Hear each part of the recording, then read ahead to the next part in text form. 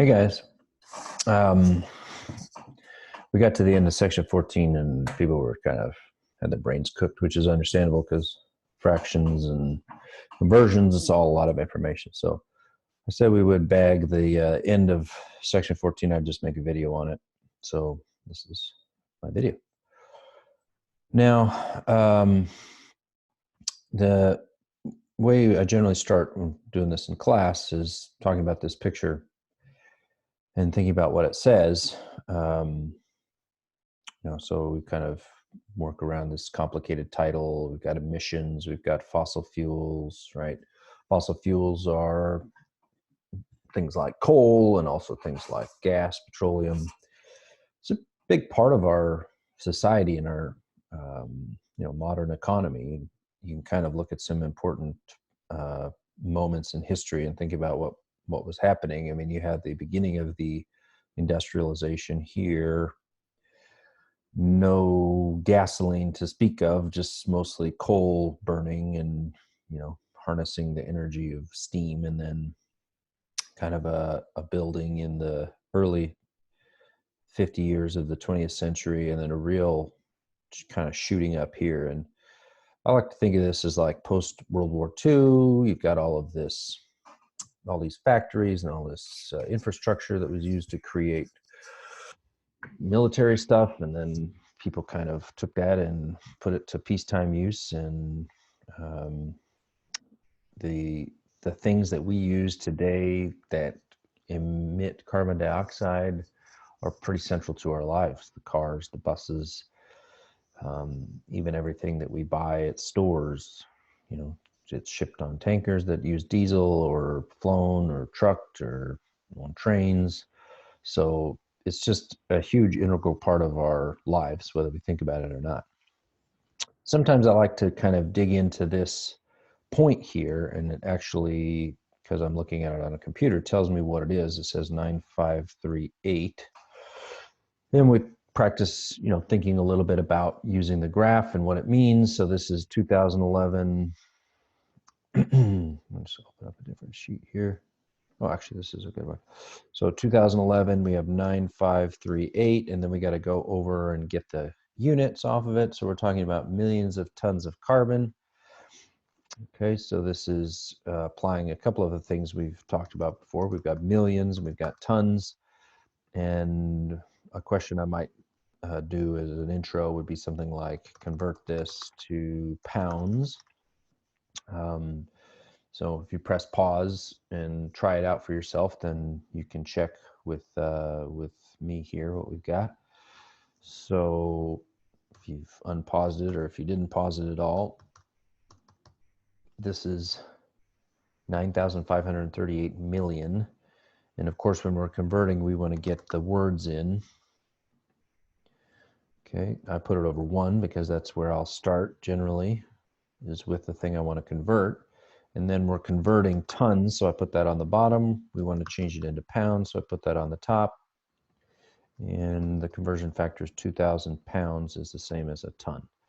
So at that point, then I can cross out my tons, and I'm left with 2,000 times 9,538, 123, 123, which is so big that Excel is like, I'm just going to give it to you in scientific notation.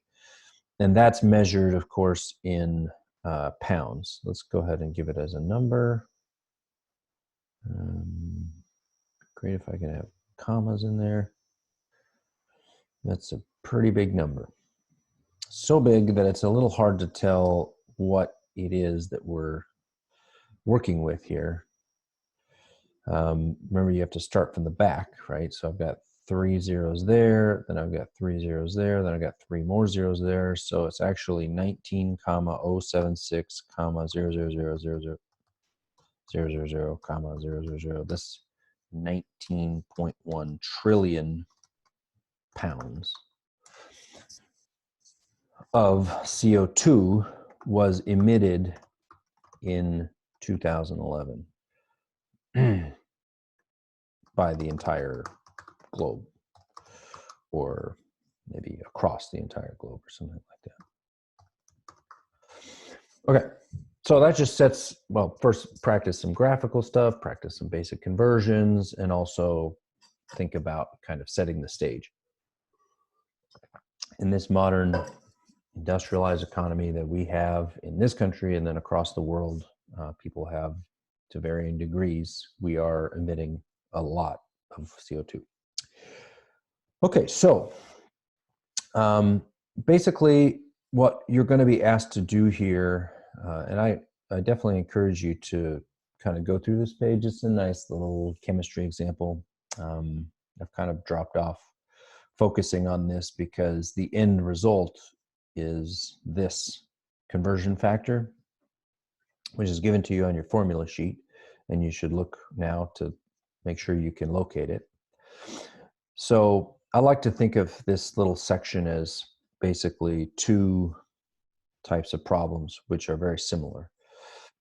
This is about energy consumption, and we're looking at driving, and then we're looking at using electricity.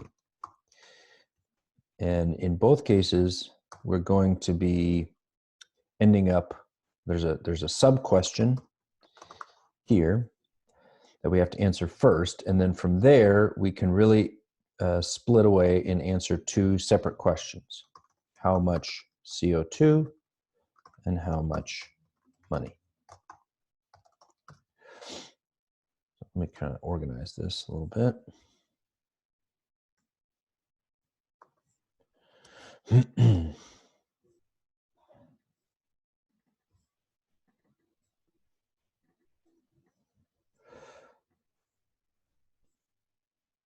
Okay, so in the driving situation, the sub question is going to be how much gas did we use?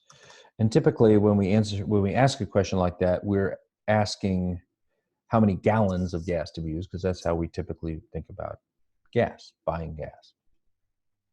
So I'll just give you a kind of a sample question, and then we'll look at how that would work and how fractions can apply into the situation. So the first part, let me just, I want to plug in my screen so I can work on.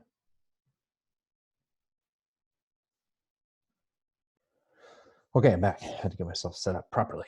So let's take a look. Oops. Let's take a look at sample question.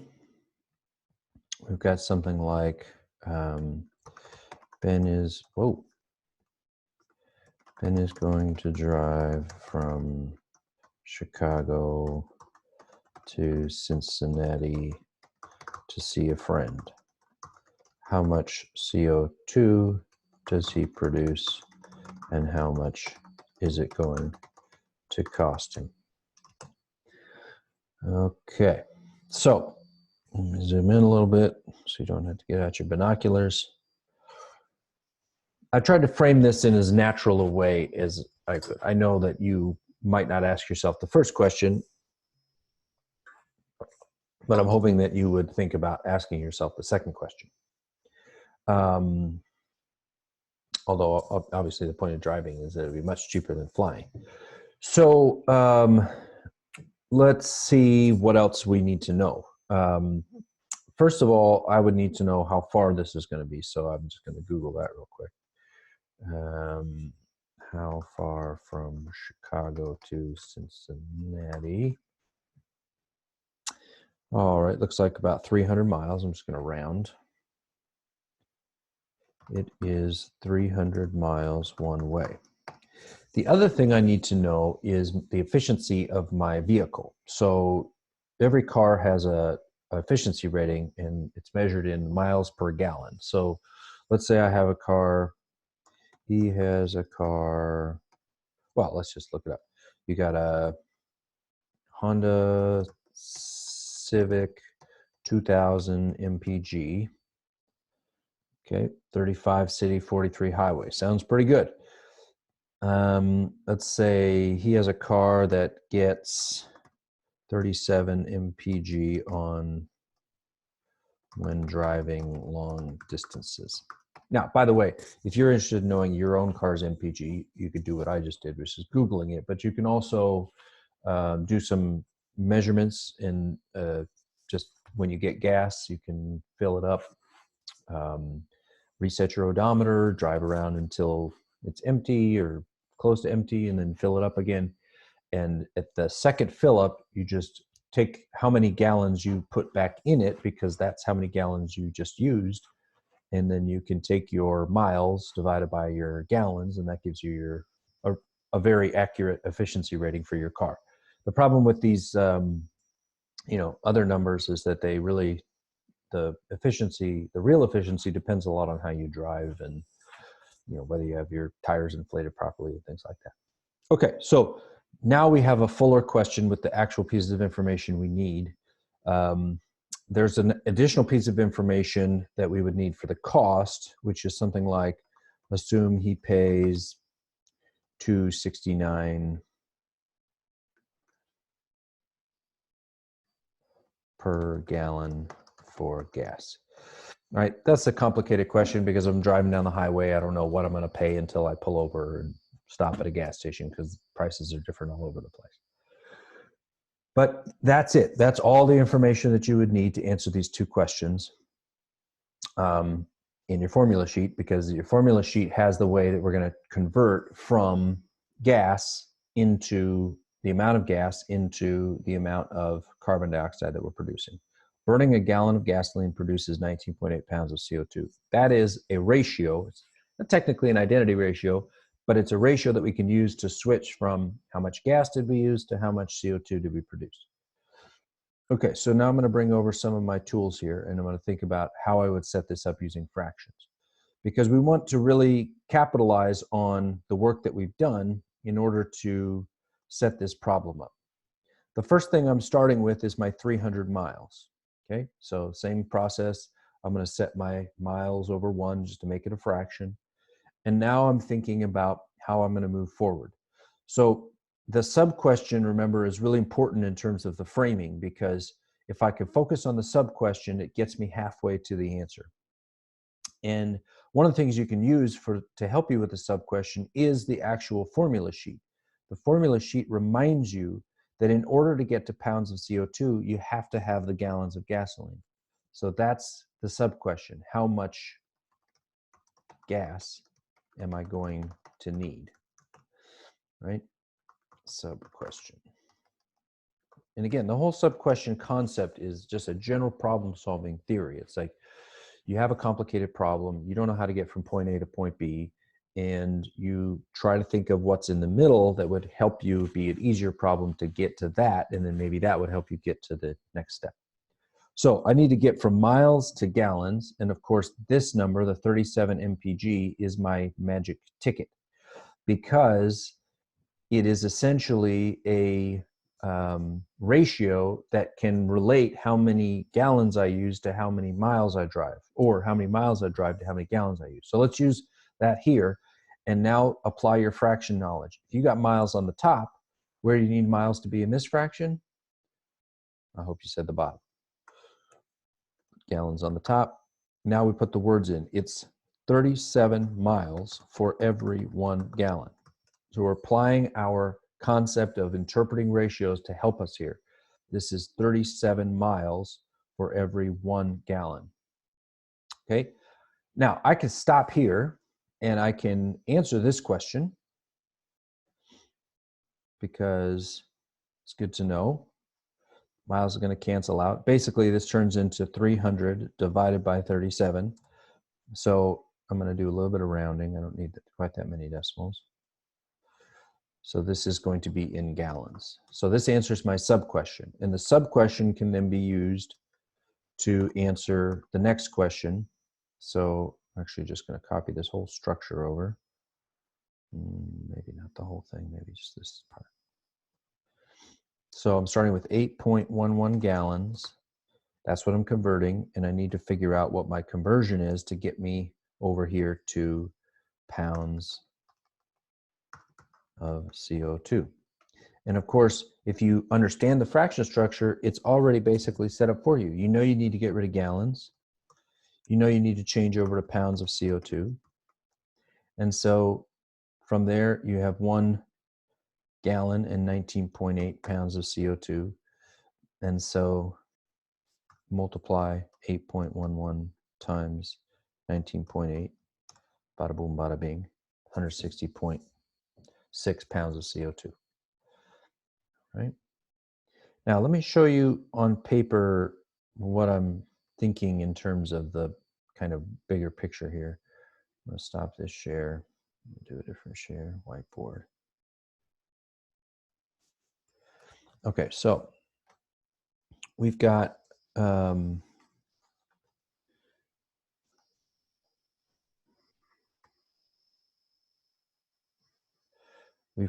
our question, which leads to the sub-question.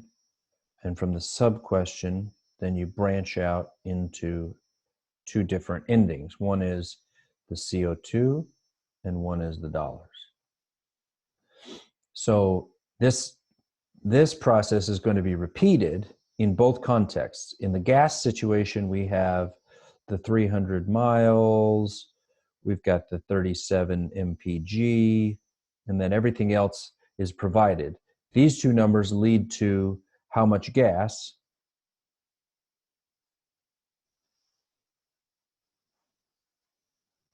and then from how much gas you can branch out and either calculate the CO2 or you can calculate the amount of money. To calculate the CO2, you need this factor, 19.8 pounds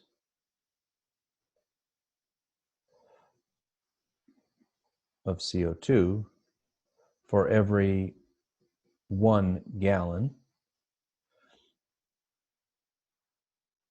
I'm going to clean up my writing a little bit. And then on this one, you need something like $2.69 per 1 gallon. Okay, so it's just a different ending, right? This is telling me how much carbon dioxide I produced. This is telling me how much money I spent. So that's the general structure. And it applies the same way in electricity, and we'll come back to that in a second. Okay, so obviously that's one way, and I'd have to double it if I'm going to end up coming back from Cincinnati, which maybe some of you hope that I won't. The big picture is that I want to know both of those numbers because those are the kind of 2 things which are important in my making decisions, right? The money is the part that is maybe most relevant to us as we think about our habits in our daily lives. Some of you drive cars that have very low MPG, and that can really impact the total cost that you're spending. It also impacts the pounds of CO2. But in terms of our personal decisions and our kind of communal decisions about what's important, I think both of those ways are important to think about because they help us kind of come to terms with our usage of energy. The point about fossil fuels and gasoline in particular is it's not a renewable resource. There does seem to be a never-ending supply of it if you don't think too hard about it, but actually it takes millions of years to create gasoline, and then we got to figure out how to get it out of the ground. And once we use all that up, then we have to wait a couple more million years for the next batch to be created. Okay, so let's switch it over to the electricity side and think about what that question looks like. Right? So this was just a simple driving question. I'm going from point A to point B. I need to know how many miles. I also need to know the MPG, and then the rest of it kind of flows from there with the conversions and the fractions helping us guide the way. Okay, so here is the second question. I'm just gonna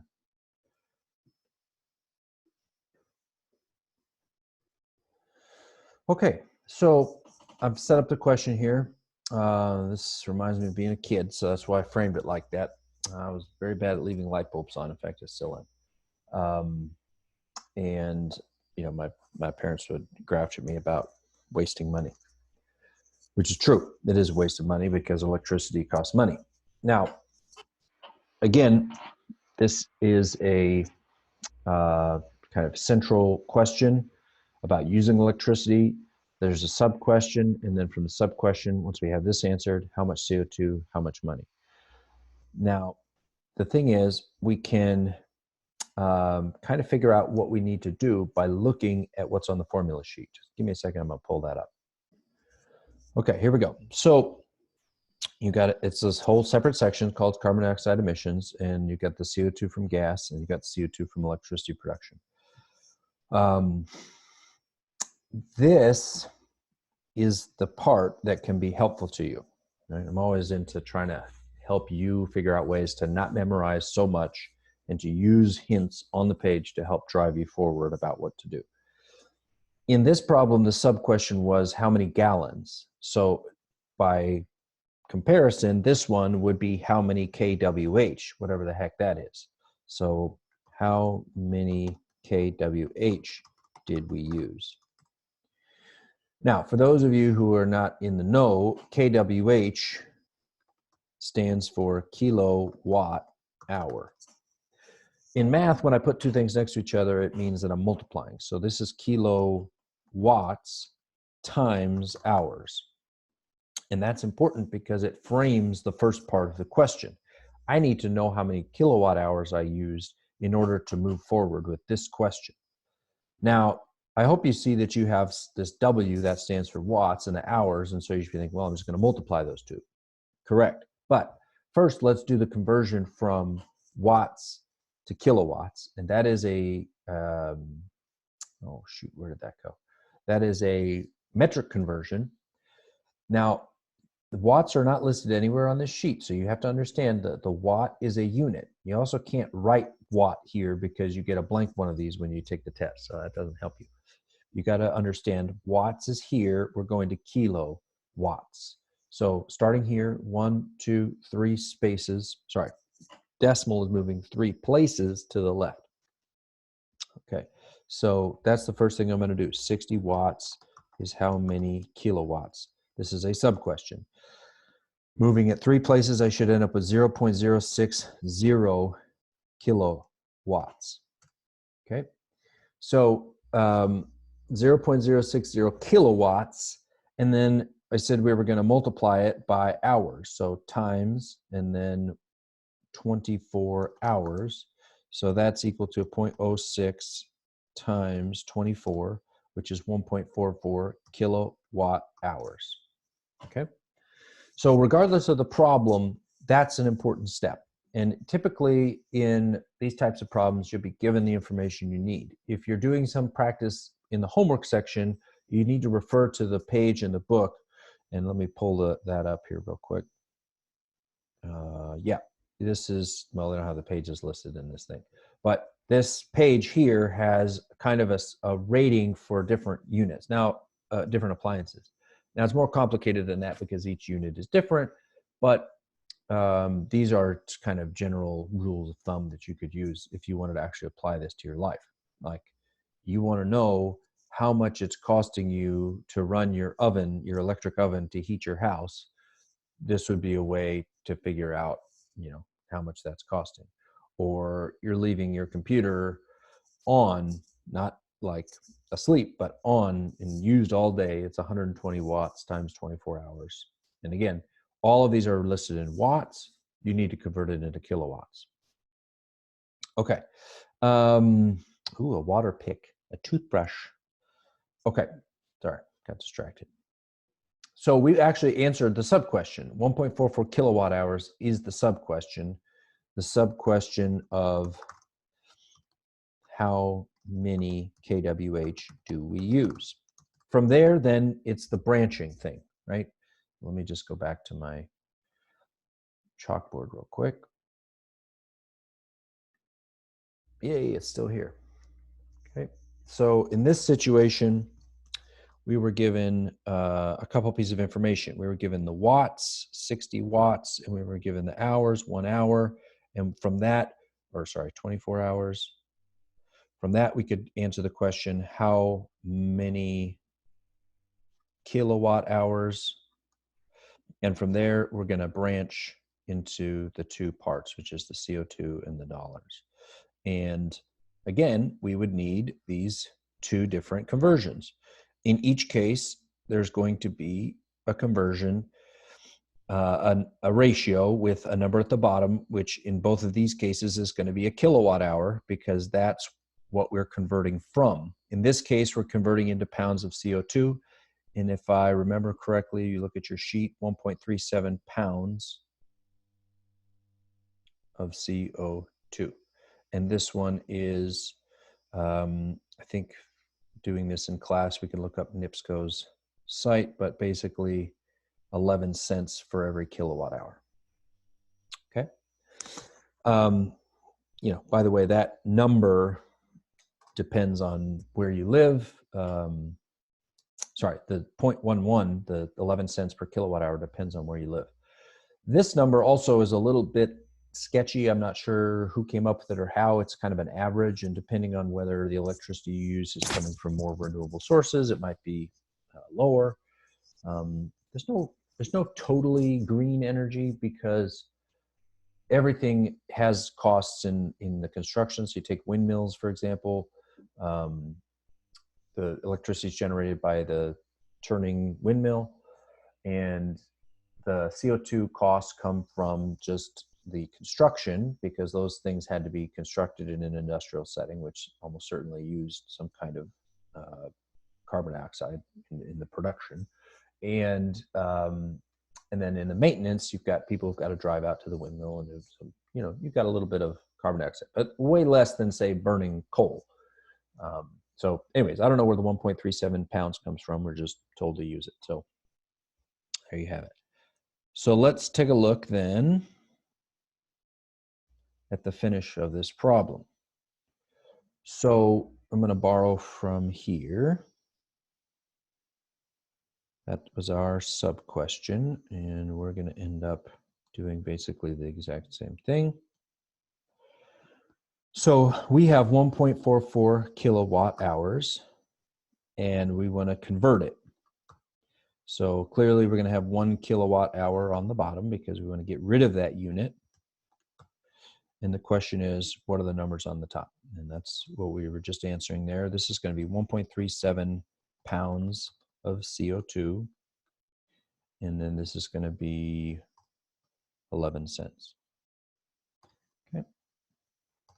So the energy production from burning, you know, letting this light sit on all day long, produced this much carbon dioxide, which is going to be pretty underwhelming, I think. It's about 2 pounds. And the amount I spent on it, or my mom spent on it, because she paid the electric bill, ended up being about, well, let's get the decimal out here, about 16 cents. So once I learned how to calculate that, I had the chance to say some pretty smart ass things to my mom, like, let me give you 16 cents to cover that. The point, the larger point is, we make choices about stuff and it costs us money. That's the personal cost. And then there's this, what economists call the negative externality, which is when you produce something, it has a negative impact on other people, also you, but you know, the rest of the community. So when you drive your car, you get the benefit of going from point A to point B in your car. The rest of us are left dealing with the emissions from your car. Same thing goes for, you know, factories and industrial production. It's actually quite an interesting concept. You should look it up and read about it. Negative externalities. This one is very minor. If you look at the list, the big boys are things like air conditioning. Everybody who lives in a hot place in the summer and uses air conditioning understands that their electricity bill is going to go up and they're going to pay more. And the reason is because these things are pretty heavy duty units. Now, the 1100 is not like the biggest unit. But if you look at the other things that are over 1,000, you're not going to use these things for hours on end, right? You're not going to use your espresso machine for 5 hours. You're not going to use your microwave and continuously microwave things, or your waffle iron or whatever. But with your AC, this is a room AC unit.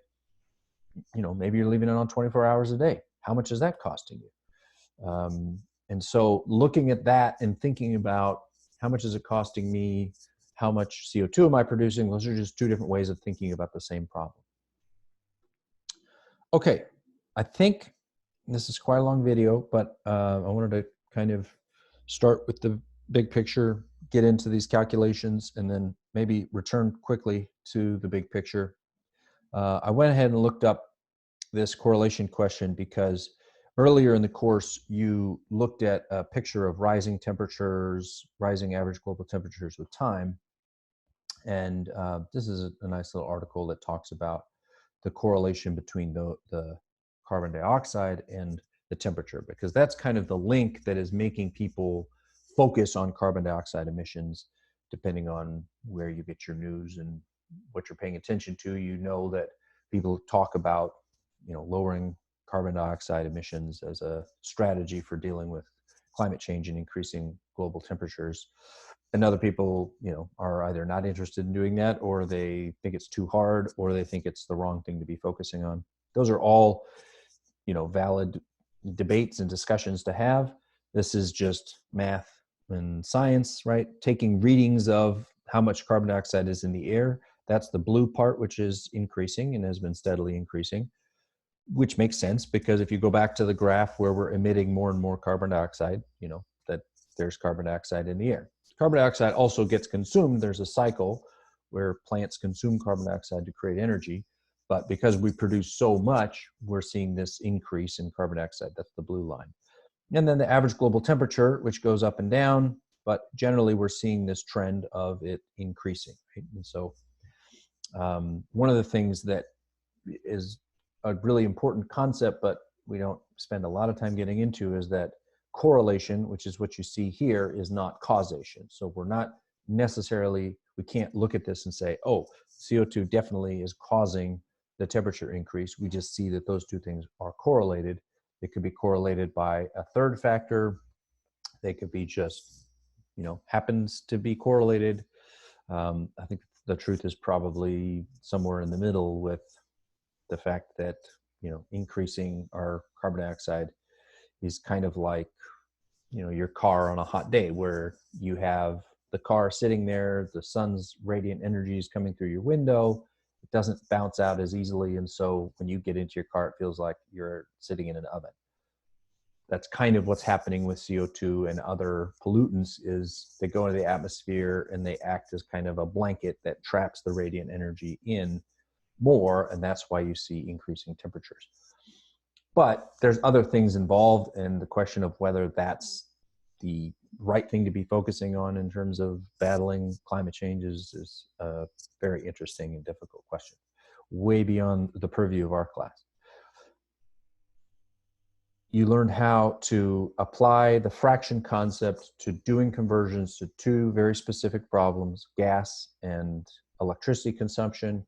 And I added on the dollar part just to make sure that you saw a personal connection.